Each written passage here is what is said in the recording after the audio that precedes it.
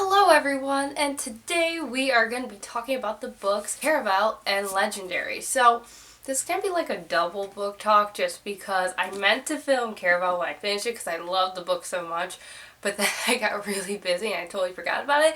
And then I finished Legendary like a few weeks ago and I wasn't going to film on it, and then you know how it takes time for a book to kind of like fully digest a little and you're just like, huh. Wow, I want to talk about that. So this is going to be a double book talk, so stay tuned. So let's first talk about Caraval. I love the character Scarlet, and I love Julian, and that's one thing I noticed about this book. Very few books I feel that I can read and just lose track of time while I'm reading it, where I feel like I'm actually standing there with the characters, and that's how I felt with this book, and I loved it so much. Like, the writing was just beautiful, and Julian, and so that's the kind of what I got from this book. I love the story. Like, it was, a lot of books I read are just like, okay, like, you know, it was good, but never to the point where I feel like I'm actually there, or I lose track of time, or I feel like I know the characters actually, like, as if they're my friends, and that's what this book gave me, and I really like that, and it's so good. Like, it was one of those books where I wanted to read it since it first came out, and I kept putting it on like a Christmas list, birthday list. I don't know why I never just went and bought it,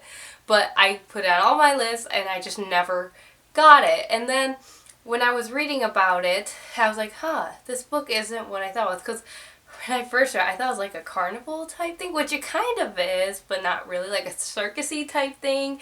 And so when I started to read, though, what it was about, like, you know, the synopsis on the back, I thought, oh wait, that's not what I thought. Maybe I won't like this.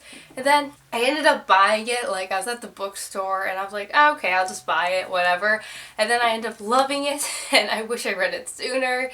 But that seems to be a lot lately. Like, a lot of the books I end up really loving are books that I tell myself, oh, I'm going to read it one day, and then I just never do. It's like, why did I not do this sooner? So I just really liked it. I liked how the story was, how the whole point was like getting Scarlet out of her comfort zone and stuff like that. Though the whole plot twist at the end, like with the mother, I was like, what? Okay, like, I felt like this book honestly could have been a standalone.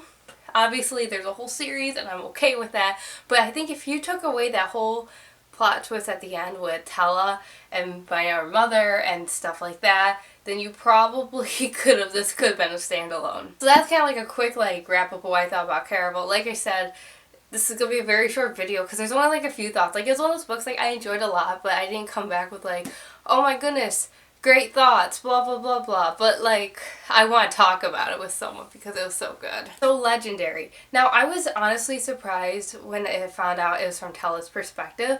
And at first I read it and I'm like, well, maybe it's like the first few chapters, like maybe they're going to go like back and forth from Tella to Scarlet, but it wasn't. And I wasn't sure how I liked that because I love Scarlet's perspective so much. I love Julian. Like, I want more Julian in this book. And then this was about Tella, and I ended up liking it. I did. I ended up liking it, not so much as I like Caraval. That's kind of not really the author or the book's problem. I've noticed that if I really like a first book of a series a lot, then the other books, like, they're good, but they never like live up to the hype of the first one. That's just me. I keep thinking of that quote from How I Met Your Mother, like, legend, wait for it, dairy.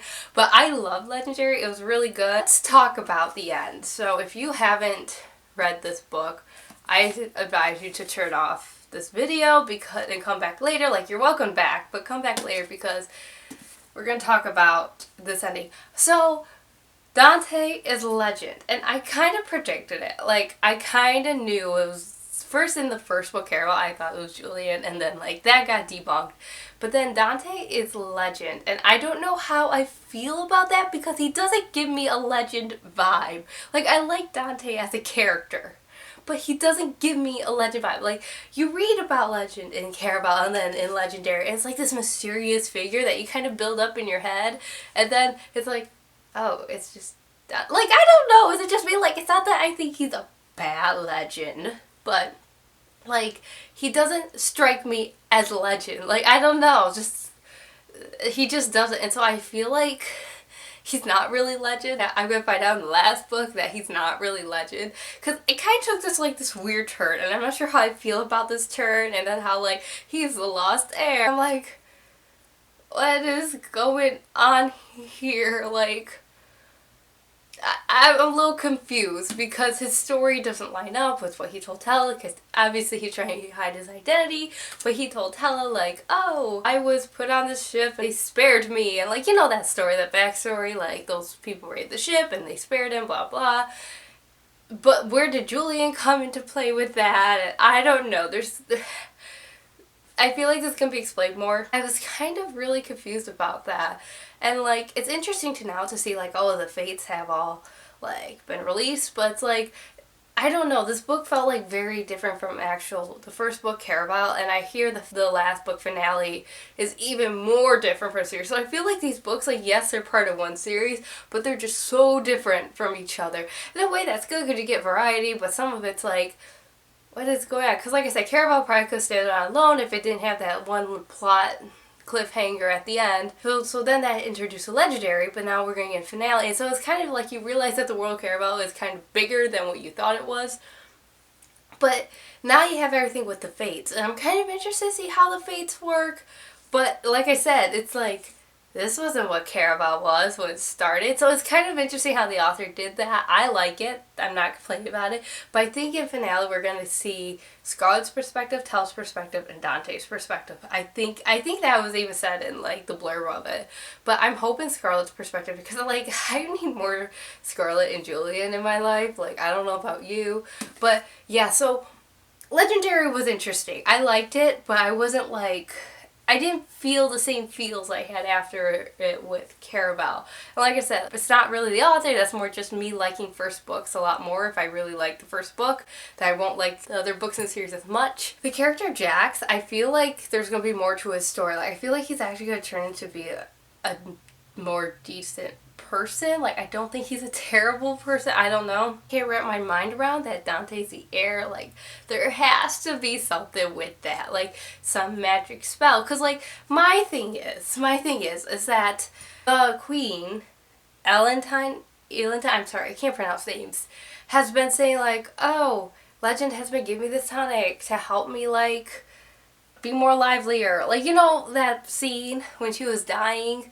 And I'm like, okay, so if you've known Legend for a while, then how come you're now just recognizing him as his heir? Like, the heir. Like, did he just, like, was it a secret they kept? And then he finally came back and said, yeah, I want to be the heir now. But I don't know. Like, it kind of makes sense, though, if he's a lost heir because Dante was captured and then taken away, but then where does Julian fall in place with this?